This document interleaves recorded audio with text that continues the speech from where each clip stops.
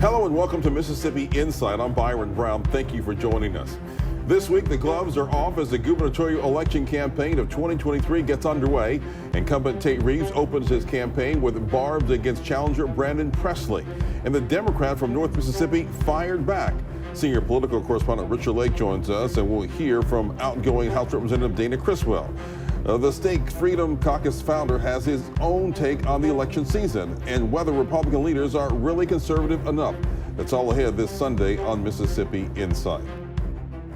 Governor Tate Reeves set the tone for his re-election effort last week with big campaign kickoff events on the Gulf Coast and in Rankin County.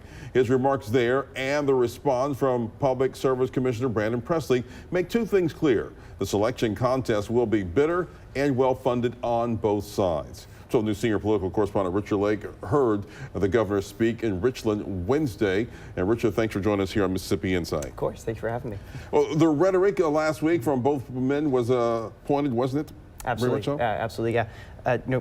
Byron, Governor Reeves is really doing all he can to cast Brandon Presley as really a radical Democrat, while Presley is utilizing Governor Reeves's proximity to the ongoing welfare scandal investigation.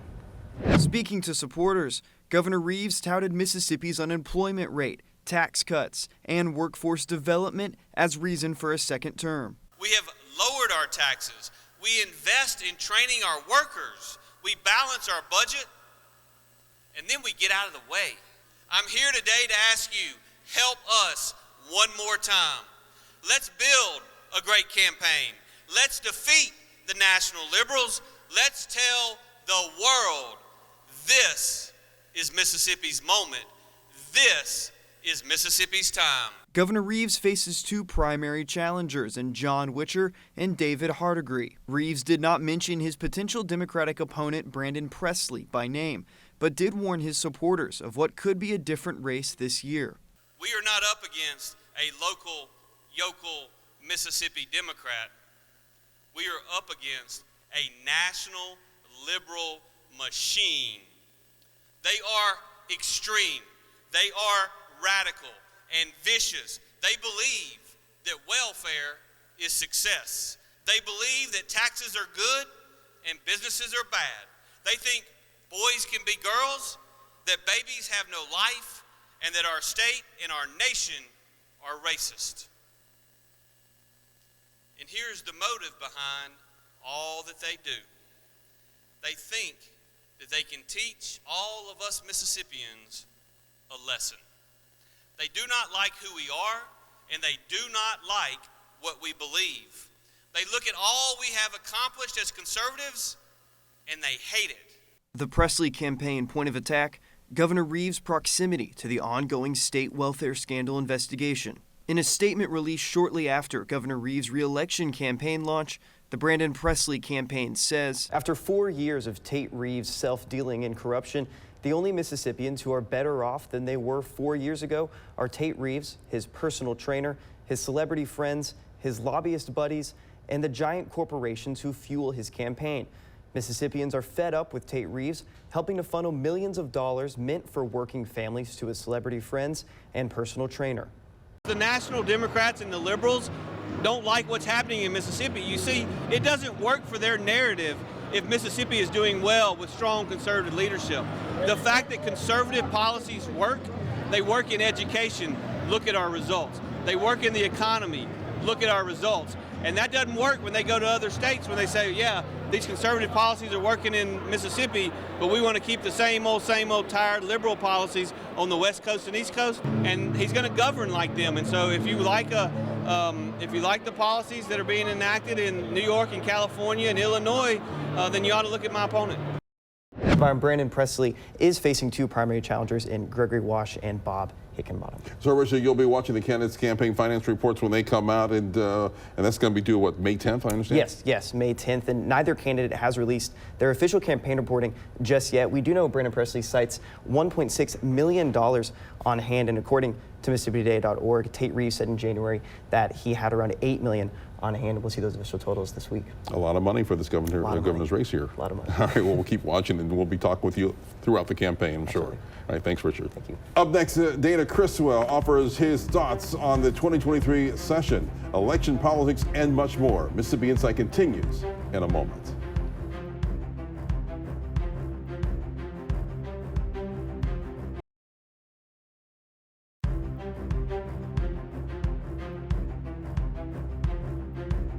Mississippi politics marks this as a deep red state, and Republicans have supermajorities in the House and the Senate, and the governor's office remains in GOP hands. But is state government in Mississippi conservative enough? It's a question asked often in the writings of our next guest. Dana Criswell is a House representative for District 6 in DeSoto County. He is affiliated with the Airline Pilots Association, the vice chair of the Accountability, Efficiency, and Transparency Committee, and founder and chair of Mississippi Freedom Caucus. Dana Criswell, welcome to Mississippi Insight. Thank you for having me. Well, the ink is barely dry on some of the legislation passed in the 2023 session and signed by the governor. What did you make of the session and lawmakers' work this year? Well, I guess overall, I look at it as somewhat of a disappointment. I thought we had some great things we could accomplish. We accomplished a few of those, but we left an awful lot on the table that I think would have been really good for the people of Mississippi. Why is it so challenging to get the income tax changed here in Mississippi? Well, honestly, Republicans and politicians in general love spending other people's money, and they were hesitant. They were just angry at the idea of giving back some of the money to the people that they've taken from them, and it was very disappointing that the supermajority Republicans just couldn't accomplish something that I think is a core issue for the Republican Party. In terms of the income tax, real quickly, how will that help us as far as competing against states like Texas and Tennessee?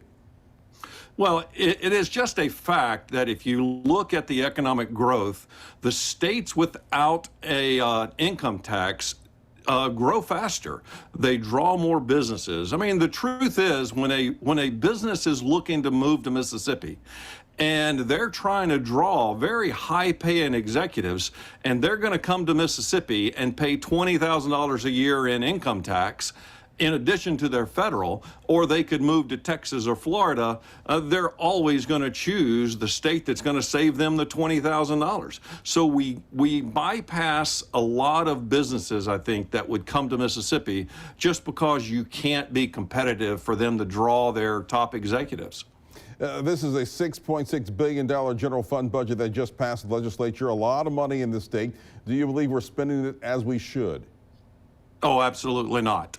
I mean, you only have to look as far as the very last bill that we passed on April the 1st at 1 o'clock in the morning, and you see the over $200 million of pet projects. You know, it's called member projects. It's really member get election projects. And you can see very quickly that, I mean, we did absolutely nothing this year but spend money and waste money just as fast as we could do it. Do you think House leadership gave rank and file members enough time to thoroughly analyze and digest the spending plan that they laid out? Oh, we never get enough time. It is always the last couple of days of the session. We are told all during the 2 months, 3 months leading up to it, don't worry about it, we've got it. And then in the last couple of days, bills are brought out that literally were just signed and agreed to hours before, and then the members are asked to vote on it. And it's not the way that the process was designed to work in our Constitution, but unfortunately, that's the process that has developed over the years. Governor Tate Reeves, he exercised partial vetoes on the transfer bill, HB 603. Then he warned that any challenges to his vetoes of 5 projects could jeopardize hundreds of other projects that remain funded for now. What do you make of his warning here, and do you expect attempts to overturn his partial vetoes? I doubt it, just because of that. I mean, the truth is that last bill, they called it a transfer bill because they're transferring money from one place to another. That is an appropriations bill. That bill, without a doubt, was a violation of our Constitution because it was passed within 4 days or 5 days of the end of the session. So they're not going to challenge it because they know that it would be unconstitutional. Did any of those projects go to DeSoto County? I do believe some of them went to DeSoto County. I can tell you there were none of them that I asked for. Yeah. Lawmakers also passed $103 million in funding as a lifeline for hard-pressed rural hospitals. With the outlook so bleak for many of these hospitals, did lawmakers do enough to save them this year? No, because continuing to throw money into a dying bad system is not the answer. We've done it year after year. Every year that I've been there for the past 8 years, we have done nothing but throw money into the hospital system, and it is still a failing system. So it's just not going to help it. And it doesn't matter how many millions that they throw into this bad system, it's not going to fix it. And we've got to go back, start at the bottom, and figure out why rural health care why we have a lack of rural health care, and start from there. And throwing money at it is not the answer. So what would be the short-term fix to help folks in those rural areas? Well, the real fix for this is to get rid of our certificate of need laws. I mean, we have laws that prevent doctors from opening up clinics, from surgery centers in areas that they may want to open it up because they have to go through and ask permission from the state and the large hospitals in the area. So if we got rid of our certificate of need laws, access to rural health care would increase. I mean, it has in every other state that has repealed their certificate of need laws. So the state is standing in the way of expanding health care in the rural areas of our state. Has there been talk of getting rid of that law, or where do we stand right now? I've talked about it for the past 8 years, and it's pretty much a dead end every time I talk about it. It's one of the key issues that we could do to help our state, but the big money hospitals are against it because they don't like the competition. There's been growing concern about the viability of the public employees retirement system. You authored a bill to require all investment actions by PERS to be made exclusively for a purpose of providing financial benefits for its members. It died in committee. What are your thoughts on the PERS and this session? Every year that I have been there, we have been briefed on the fact that the public employee retirement system is in danger. Every single year they come to us and they tell us it's in danger.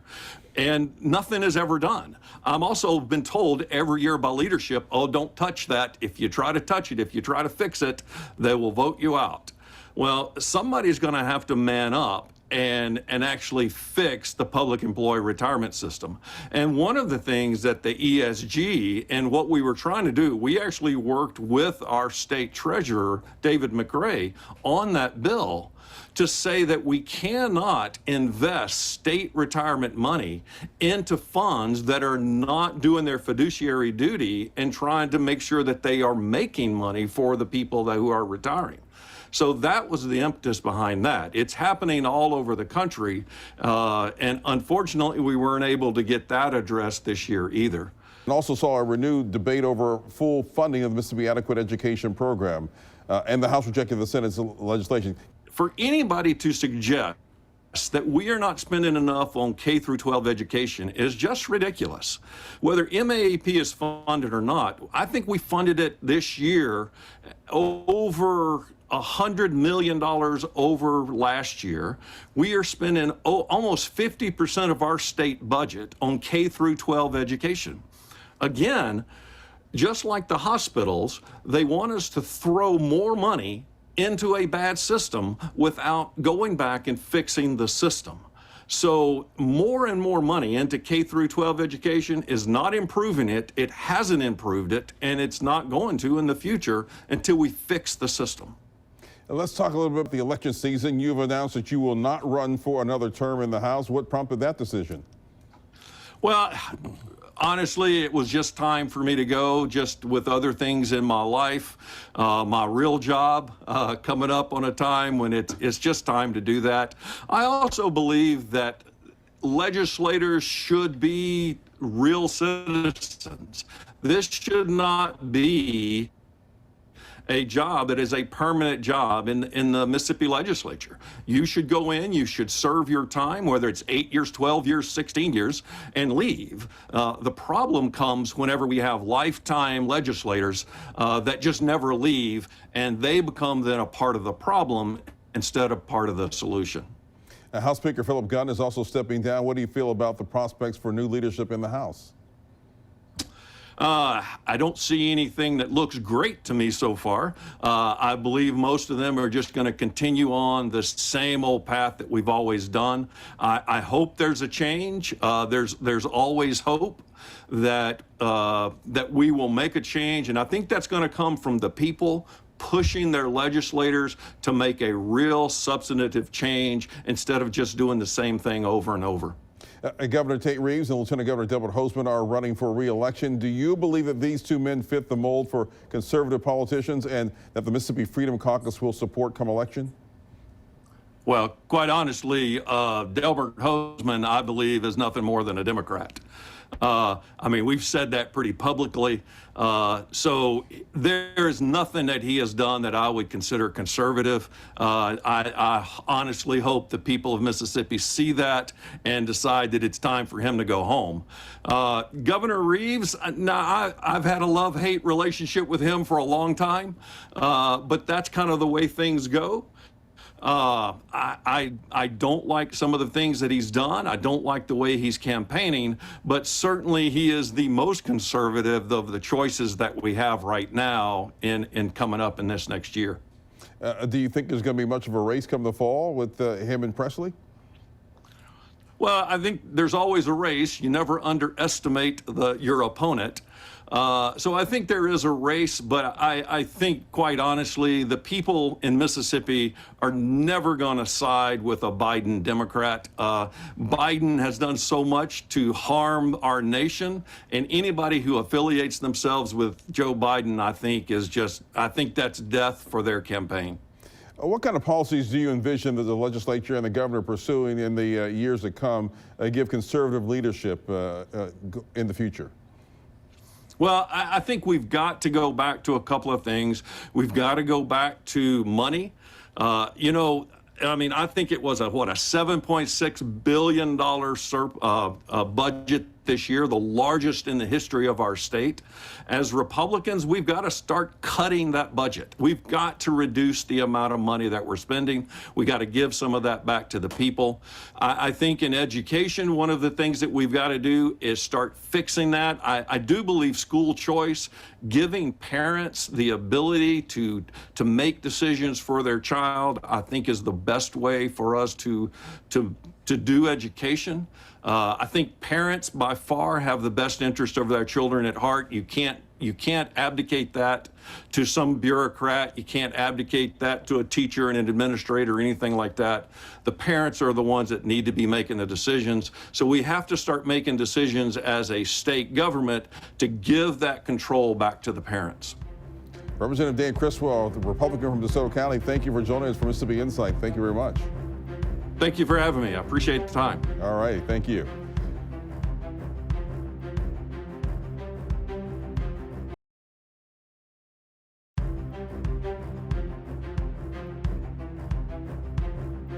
Former Mississippi Governor Phil Bryant has released texts and emails that give a glimpse into his role in the misuse of TANF funds used to construct a volleyball stadium at Southern Miss.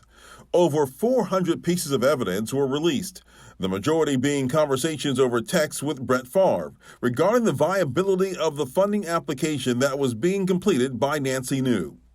In one text shown here, Governor Bryant asked Brett Favre if the state funding that New sought would be used for brick and mortar purposes, to which Favre replies, "No brick and mortar."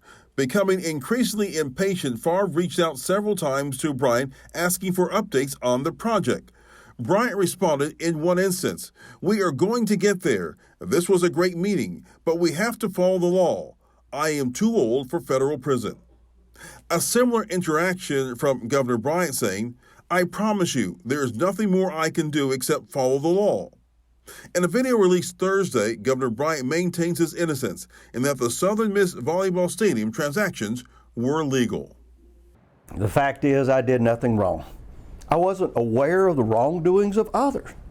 When I received evidence that suggested people appeared to be misappropriating funds, I immediately reported that to the agency whose job it is to investigate these matters. Most of the messages, if not all, that the media wants you to see have already been reported and twisted and reported again.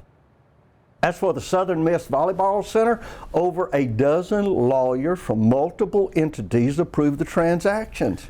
These emails and text messages were initially requested by defendants in the state's civil suit. We should note, an analysis by Mississippi Today found that Bryant did not release all the requested messages. And Bryant himself is not a defendant in either civil or criminal proceedings. We'll be back in a moment.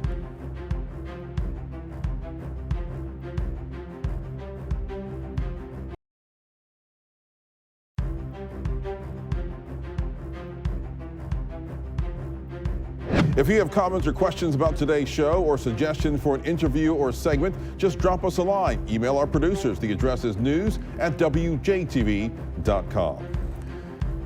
Big thanks to Richard Lake and Dana Criswell for joining us this week. We'll be back next weekend with more of our political and current affairs coverage that you demand. I'm Byron Brown from all of us here at 12 News. Make it a great weekend.